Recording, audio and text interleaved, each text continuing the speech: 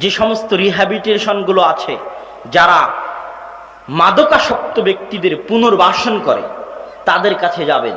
যে মাদকাসক্ত ব্যক্তিদের যে পুনর্বাসন কেন্দ্রগুলো আছে, ওই পুনর্বাসন কেন্দ্রগুলোতে যাবেন। যারা মাদকাসক্ত, জুয়ায় আসক্ত, বিড়ি সিগারেটে আসক্ত, ইয়াবাতে আসক্ত, এরা এক প্রকার দাসত্বের জীবন যাপন করে। ইয়াবার দাস, মদের দাস, বিড়ি সিগারেটের দাস, এদেরকে দাসত্ব থেকে মুক্তি দেওয়ার জন্য ওই পুনর্বাসন কেন্দ্রগুলো খোলা হয়েছে, যেখানে আস্তে আস্তে আস্তে আস্তে আস্তে আস্তে আস্তে আস্তে তাদেরকে এই দাসত্ব থেকে বের করে আনা হয়। এবং যখন একবার বের হয়ে আসতে পারে, তখন সে অনুভব করতে পারে যে সে আসলে এক দাসত্বের জীবন যাপন করত, কৃত দাসের চাইতেও নিকৃষ্ট জীবন যাপন করত, দম বন্ধ হয়ে আসা জীবন যাপন করত।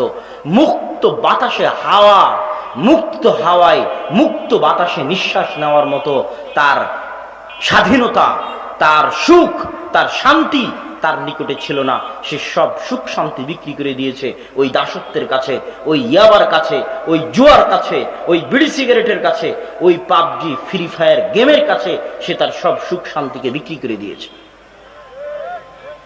এই দাসত্ব থেকে তাকে মুক্তি দিতে পারবে একমাত্র 100% আল্লাহ সুবহানাহু ওয়া তাআলার দাসত্ব। যখনই মানুষ পরিপূর্ণরূপে আল্লাহর দাসত্বের সামনে, ইসলাম মানে কি? ইসলাম শব্দের অর্থ হচ্ছে আত্মসমর্পণ। আমার দেহ মন সবকিছু সমর্পণ করে দিলাম আল্লাহর আনুগত্যের সামনে, আল্লাহর দাসত্বের সামনে। আসলামতু লিরাব্বি, আমার প্রতিপালকের সব নির্দেশের সামনে আমি আমার দেহ মনকে সঁপে দিলাম, আত্মসমর্পণ করে দিলাম। এটা ইসলাম।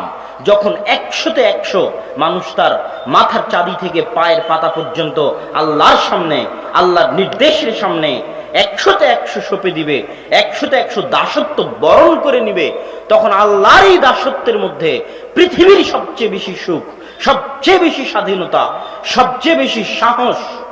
এত সাহসী মানুষ কেউ হতে পারবে না যে 100% আল্লাহর সামনে নিজের দাসত্বকে আল্লাহর সামনে সমর্পণ করে দিয়েছে।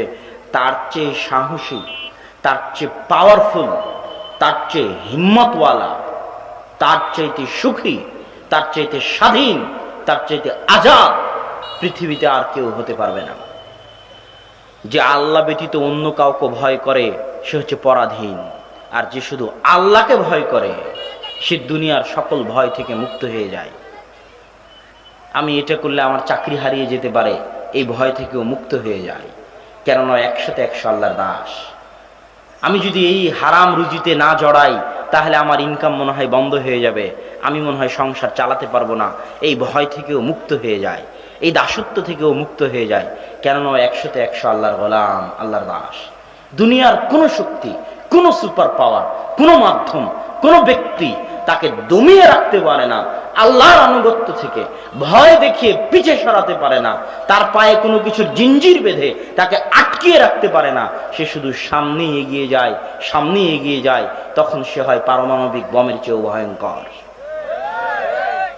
খালিদ বিন ওয়ালিদ, আমর ইবনুল আস, আবু বকর, ওমর, উসমান, আলী, তাদেরকে আল্লাহ রাসূল কোনো জাদুর চাবি দিয়ে যাননি, কোনো জাদুর তরবারি দিয়ে যাননি, যেই তরবারি ঘুরালে রোমান আর পারস্য সাম্রাজ্যের পতন হবে, এরকম কোনো জাদুর চাবি তাদের কাছে ছিল না। তাদের কাছে আল্লাহ রাসূল 23 বছরের জীবনে দিয়ে গেছিলেন 100% আল্লাহর দাসত্ব। তখন আবু বকর কোনোদিন তার ক্ষমতার পরোয়া করেনি, ক্ষমতার দাসত্ব করেনি। আরে এত মানুষ যাকাত অস্বীকার করতেছে, একটু কম্প্রোমাইজ করি, কম্প্রোমাইজ করে তাদের সাথে মিটিং দেই, মিটিং দিয়ে কিভাবে ক্ষমতা টিকানো যায়, মিটিং দিয়ে তাদের দাবিও হালকা মেনে নেই, আমাদের দাবিও হালকা মেনে নিয়ে একটা কম্প্রোমাইজের রাস্তা অবলম্বন করে ক্ষমতা টিকিয়ে রাখি। এই কম্প্রোমাইজের রাস্তা আবু বকর অবলম্বন করেনি, কেন আবু বকরকে আল্লাহ রাসূল ক্ষমতার দাসত্ব শিখায়নি। আল্লাহ রাসূল শিখিয়েছে, আবু বকর তোর ক্ষমতা থাকার যাক, দাসত্ব হবে আল্লাহর। তখন আবু বকর রাদিয়াল্লাহু তাআলা আনহু দুনিয়ার সব দাসত্ব থেকে মুক্ত, কোনো পরোয়া নাই, লাপরোয়া, সবচেয়ে সাহসী, সবচেয়ে বড় বীর। থাকবে না যাবে, কে কি বলবে, মানুষ কি বলবে, দুনিয়ার মানুষ কি বলবে, আর কি হবে আমার ক্ষমতার ভাগ্যে, এই পরোয়াগুলো থেকে, এই চিন্তাগুলো থেকে তারা মুক্ত হয়ে গেছিলেন। কেননা তারা 100-100 আল্লাহর সামনে নিজেদের দাসত্বকে সঁপে দিয়েছিলেন। তখন বলে দিয়েছেন, শোনো, লাউ মানাউনি ইকালান ইউআদ্দুনাহু ইলা রাসূলিল্লাহ, যারা আজকে যাকাত দিচ্ছে না ওদের বিরুদ্ধে তো যুদ্ধ করবই করব। আল্লাহর রাসূলের যুগে উট যাকাত হিসেবে দিতে এসে উটের সাথে উটের দড়ি দিয়েছে, আর আজ আমি আবু বকর আমার যুগে উট দিবে, উটের দড়ি দিবে না। আল্লাহ রাসূলের যুগে খেজুর দিতে এসে খেজুরের সাথে খেজুরের বস্তা দিয়ে চলে গেছে, আর আমি আবু বকর আমার যুগে খেজুর দিবে, খেজুরের বস্তা দিবে না। এই সরিষা সমপরিমাণ 19-20 আমি আবু বকর সহ্য করব না।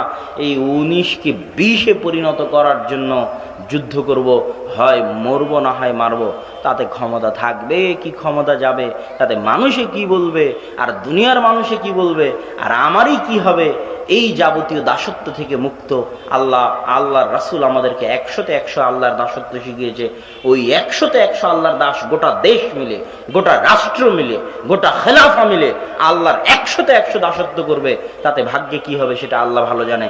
তখন এই খেলাফা হয়ে গেছে পৃথিবীর সবচেয়ে ভয়ঙ্কর খেলাফা, পৃথিবীর সবচেয়ে শক্তিশালী খেলাফা। কাছে কিছু নয়, হাতে অস্ত্র নাই, পায়ে অস্ত্র নাই, খালি গায়ে মদিনায় শুয়ে আছে ওমর রাদিয়াল্লাহু তাআলা আনহু। আর এই 100-100 আল্লাহর দাসত্বের মানসিকতার কারণে হাজার হাজার মাইল দূরে রোমান পারস্যের সম্রাটরা থরথর থরথর করে কাঁপে, অন্য কিছুর জন্য নয়, 100-100 আল্লাহর দাসত্বের জন্য। আজকেও ওয়াল্লাহি আল্লাহর কসম, ওয়াল্লাহি আল্লাহর কসম, পৃথিবীর যে কোনো ভূখণ্ডের, যে কোনো অঞ্চলের, যে কোনো দেশের, যে কোনো এলাকা মানুষজন 100-100 আল্লাহর দাসত্ব বরণ করে নিবে, তাদের সামনে পৃথিবীর কোনো শক্তি টিকতে পারবে না। তাদের সামনে মাথা নত করতেই হবে। এটাই চিরন্তন ফায়সালা। আমরা পারি না কেন? আমাদের মধ্যে 100-100 আল্লাহর দাসত্ব নাই। সম্মানিত উপস্থিতি, যুবক সমাজকে বলছিলাম, দুনিয়ার মোহ থেকে মুক্ত হয়ে, দুনিয়ার লোভ লালসা থেকে মুক্ত হয়ে, দুনিয়ার চাকচিক্য থেকে মুক্ত হয়ে আল্লাহর ইবাদতে, আল্লাহর দাসত্বে নিজেদের জীবনের সময়টুকু ব্যয় করা ওই যুবকের সার্বিক সফলতার মৌলিক কারণ।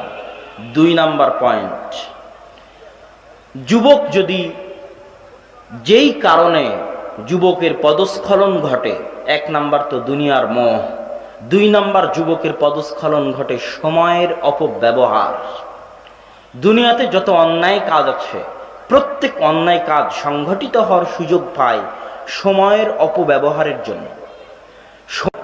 ওই কাজটুকুতে, ওই অন্যায় কাজটুকুতে আমি যে সময়টুকু লাগাচ্ছি, এই সময়টা সময়কে নষ্ট করা, এই সময়টা সময়কে অপব্যবহার করা।